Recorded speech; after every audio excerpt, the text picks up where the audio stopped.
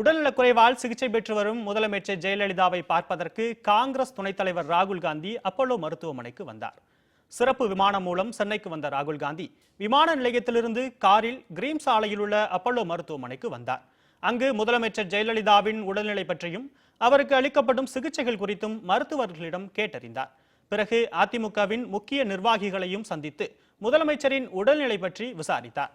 பின்னர் வெளியில் வந்த ராகுல் காந்தி மருத்துவமனை வளாகத்தில் பத்திரிகையாளர்களை சந்தித்தார். அப்போது முதலமைச்சர் ஜெயலலிதா விரைவில் பூரண குணமடைவார் என்று நம்பிக்கை தெரிவித்தார். பின்னர் தனி விமானம் மூலம் டெல்லி புறப்பட்டார்.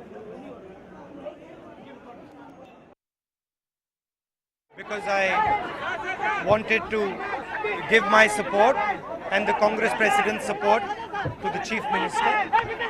The Chief Minister is improving and she's going to be all right. That's what the doctors say. Regarding numerous number of rumors are spread throughout Tamil Nadu, what is saying about I want to give maximum energy to Jayalalitha ji so that she gets well soon.